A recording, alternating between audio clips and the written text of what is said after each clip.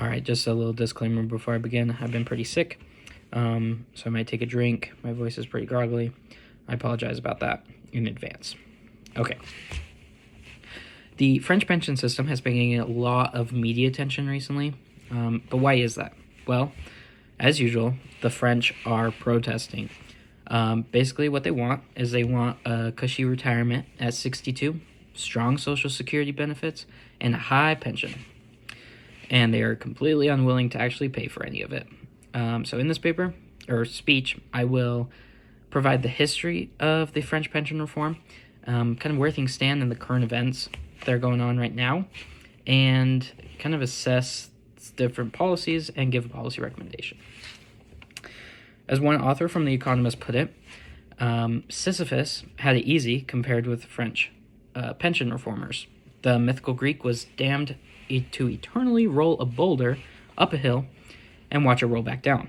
But he never had to persuade Gaelic workers to retire later. Reforming the pension system has been historically very difficult because each time there's a push for reform, there are mass protests.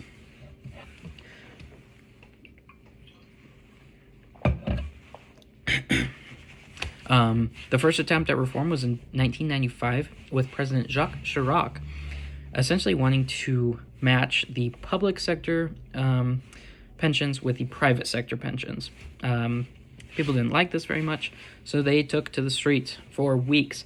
Millions of people protested, and essentially as a result, the majority of the country started to back the protesters, and the reform lost steam. In 2013, there was more talk on reform, but this time there was a socialist president, and he didn't want to push too far to push away from his party and the labor unions that supported him. So he didn't actually enact anything, even though he wanted to. Now, ironically, at this time, Reuters quoted a couple surveys that claimed that 75% of the respondents wanted public sector pensions brought in line with private sector pensions, which is exactly what the president was trying to do in 1995. In May of that year, in 2013, 66% wanted the pay-in period lengthened, so essentially how long you have to work before you receive your full pension. They wanted it lengthened beyond 41.5, and 61% wanted the legal retirement age to be increased, which has been wildly unpopular since then and before then. Basically, every single policy has been protested, but it's not actually as unfavorable as it seems, because in 2010, President Sarkozy was able to pass a retirement age increase from 60 to 62. So it wasn't easy, but it's at least possible. Now, to give you an idea about kind of what the pension benefits are right now, the French retire earlier than any other OECD country, and they receive about 61% of their previous earnings before tax in their pension. Now, the government runs about a $10 billion deficit and spends 14% of their GDP on pensions, which is far more than the average 8 of other OECD countries. Excuse me. Now, there's a current push from President Macron to increase the retirement age from 62 to 64, require workers to work for 43 years to receive full pension benefits, up from 42. They would also be guaranteed a minimum pension of 1,200 euros a month. The bill also includes safeguards for physically and mentally arduous work. So like police officers and firefighters, they can still retire much earlier than normal. But at the same time, it also ends some of those benefits for like rail, electrical, and gas workers. So there's kind of a trade-off there. Now, what impact does the government hope to get out of this? Well, first of all, they want to boost employment from the 60 to 64 range, because it is incredibly low employment at only 33%. And they also want to increase the pensions of the poorest 30%. Their pensions would be increased, not a ton, but about 2 to 5%. Now, it also would increase the savings by about $17.7 billion by 2030, which would essentially balance their budget. Now, one major actor in all this that I haven't really talked about is labor unions. They're very powerful. The largest one is called CFDT, and they're fairly moderate. They have advocated for some reform in the past, but they take a hard line on retirement age increases. They will not support that. This and other labor unions are the ones who always orchestrate the protests every single time there is a change in any sort of policy.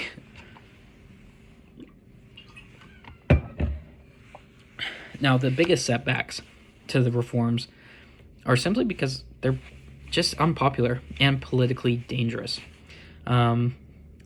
We see that from President Macron. Basically, what he did is, very controversially, he used a part of the Constitution that allows him to skip the National Assembly vote altogether. That's like if we put a bill through Congress and skipped the House of Representatives altogether. But because of that, the National Assembly gets a vote of no confidence. So they can make this motion.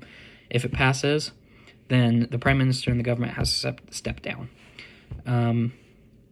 Well, they were 9 votes short of what they needed in order for this vote of no confidence to pass. That's how unpopular this plan is. Now, this reform is actually very necessary, but the options that have been tried haven't been very effective. Now, if you don't do enough, like in 2010, then you just push the problem to a later date. But you also won't have as many protests and labor unions backing those protests. But if you actually do enough to solve the problem, you'll be faced with severe backlash, and it's going to be more unlikely to actually pass. Or you can do what Macron did and just do it undemocratically. So finding a policy recommendation for this issue is actually extremely difficult, because if you want to solve the debt deficit in the pension fund, then you're going to have to take more austere measures, even if they're unpopular, because no matter what you do, it's going to be unpopular. If you make no changes to the pension system, then you'll have to raise taxes and lower pension. So basically, you'll have less money now and less money later. If you increase retirement age and increase the minimum pensions, then that means you're working more now, so you have more money now, and you're paying more into your pension fund, so you'll have more money when you retire. My policy solution is basically the same as Macron's, but I would definitely avoid using the undemocratic measure to pass it through the National Assembly. Again, I would raise the minimum age to 64 and increase the time required to receive a full pension. Now, this is viable because Macron actually ran on pension reform and won in 2017 and 2022. So it might not actually be as unpopular as the labor unions make it seem. And also, again, a similar measure passed in 2010, and one of the critics of that measure basically inadvertently claimed that the pension system is healthier because of that age raise. So therefore, you could do more to just fix the problem, and it would be a healthier system. Germany is a great example. The retirement age is later at 65, raising to 67.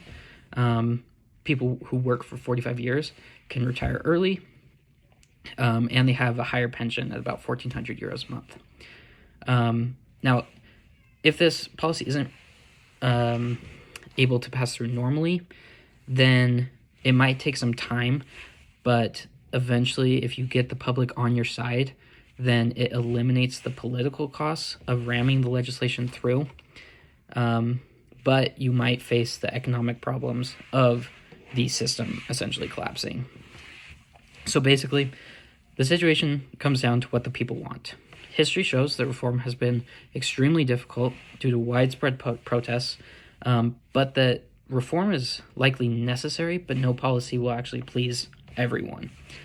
So the best policy would be to make more drastic measures to permanently solve the problem while avoiding what Macron did and pass it through undemocratic means.